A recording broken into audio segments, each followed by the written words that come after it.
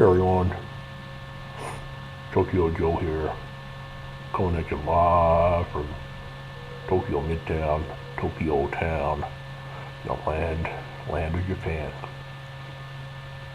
Well friends, I have been watching the internets with great interest in the last 48 hours. There is a very interesting anthropological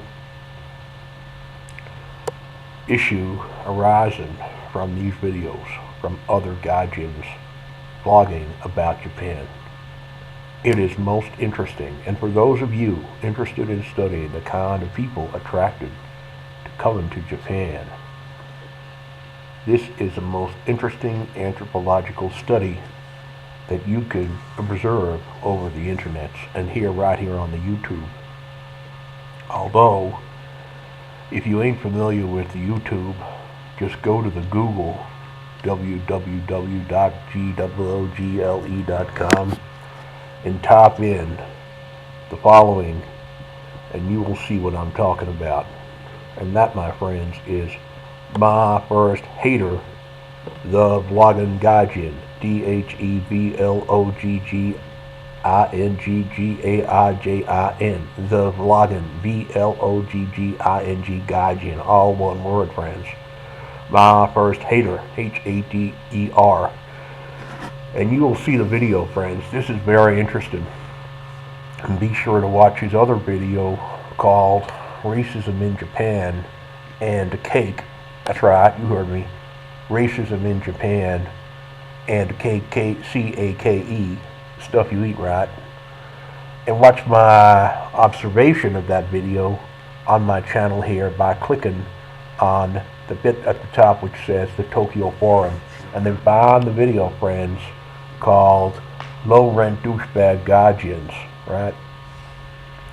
This is a very interesting phenomenon, friends, and I ain't singling anyone out.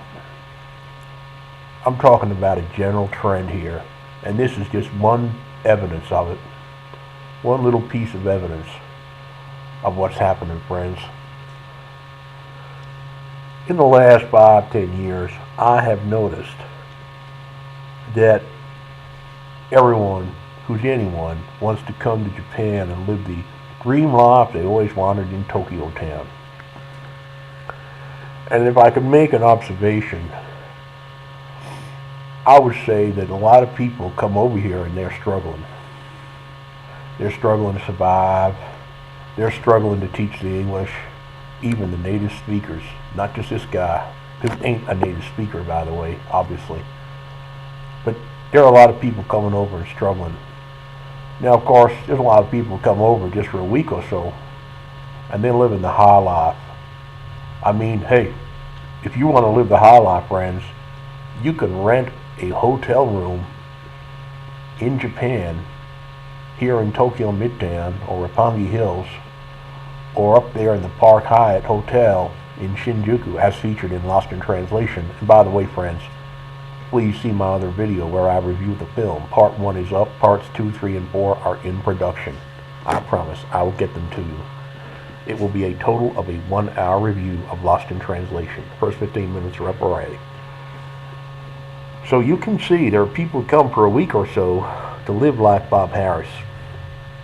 You can rent a presidential suite or a nice hotel room and easily spend $23,500 a night on such a room. That's right, you heard me. $23,000, $24,000 a night for such a hotel room, right? They exist here, right here in Tokyo Town, friends. And I'll tell you, you get a great view from those rooms, and you get a real comfy bed, I'm sure. But friends, there are very few of these people who come to Japan like this. But I'll tell you, I think there are a few, but there are very few. Most people come here for a week. Some even come for 3 days, 4 days, right? They want to see the whole of Japan in 4 or 5 days, or the whole of Tokyo in 4 or 5 days. I don't think that's the way to do it. I think if you're coming to Tokyo Town, you should spend at least 2 weeks here just to get an idea of Tokyo Town, get a feel for the place, right? But hey, that's just one man's opinion, right? You don't have the money to spend 2 weeks? Fine. That's okay. Spend your 3-4 days here. I'm sure you'll enjoy Tokyo Town, friends. But there is a trend of people who come from the apartment cities of Europe, in the outskirts of these cities, where they have 500 apartments, 500 families living in one building, people living in the most depraved conditions, where there are few social opportunities, the stifling, suffocating social conditions of living in a welfare state. One, I might add, that would not exist but for the brave efforts of my ancestors and those of Canada and Australia and other countries who came to save their sorry asses from the Germans and then from the Russians. But they're there, and they have these dreams, friend. And I'll tell you, this is the most anthropologically interesting example. Not only does this boy, I'll call him a man, get my intentions wrong, not only can he misunderstand what I'm saying, I ain't hating anyone. I got a lot of love for everyone in Tokyo Town, but I will make observations about the behavior of the GAIJINs here in Tokyo Town. And I would welcome your ideas and your comments and your video responses of the GAIJINs here in Tokyo Town, friends. That's what the internet's is for, right? I mean, hey, isn't that what the YouTube's for? Right. But there are a lot of these people who have dreams of Japan. This is a good example. I am suspecting, and I don't know, because I can only tell from his videos, but I am suspecting that this particular GAIJIN loves manga. Am I right? What do you say? I would like to hear your response, Mr. The Vlogging GAIJIN. Are you an anime freak? Are you a person who likes to read comic books as an adult and delve into a fantasy world created by the Japanese? Is this what sparked your interest in Tokyo Town and Japan? Do you like living in the fantasy world of superheroes and anime characters, friend? Do you like to do the whole otaku thing and dress up and do the whole thing with the comic books and read like you're a comic book genius? Because, friends, I'll tell you, there are a lot of these strange, weird comic book otaku anime manga GAIJIN here in Tokyo Town. And I gotta say, they got an interesting hobby, and fine. That's okay. But if that's the reason they're interested in Tokyo Town, friends, something is seriously wrong. Something ain't right up there in the noggin, friends. Because let me tell you, when you come to Japan, I will make this very clear for you, Mr. GAIJIN and GAIJIN 2B. There ain't no anime otaku fantasy here in Japan. It is a hard life. It is a hard life for the Japanese.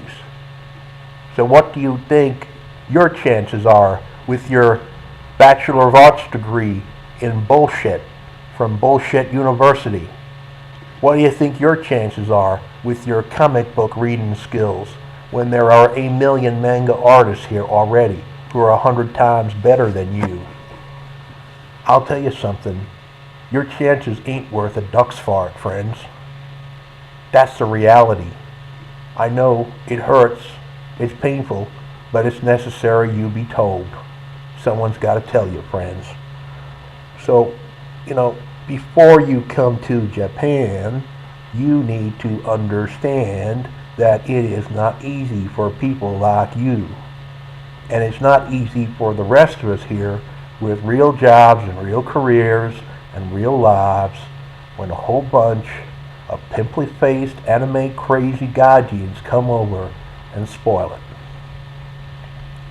Japan ain't the place to be if you don't have money in your pocket, friend. That is the reality. And we don't want low-rent gaijins coming over here and spoiling the ambience of Tokyo Town.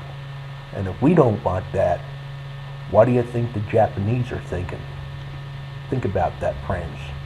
Maybe, just maybe, your Japanese dreams ain't gonna come true. Okay, friends, I hope you got something out of this. This is a most fascinating anthropological study of what goes on in the mind of these gaijins. And they come over here in Japan and express their opinions and such. Now, please make an exception for this guy. He is a European, after all. Eurotrash is as Eurotrash does, right? Okay, friends, please rate, subscribe, and comment. Give me a thumbs up. You know I live for your comments, and I will not censor a single one of them. So please leave your comment below in your video response. Rate, subscribe, and I may see you on the forum. Follow us on Twitter at the Tokyo Forum.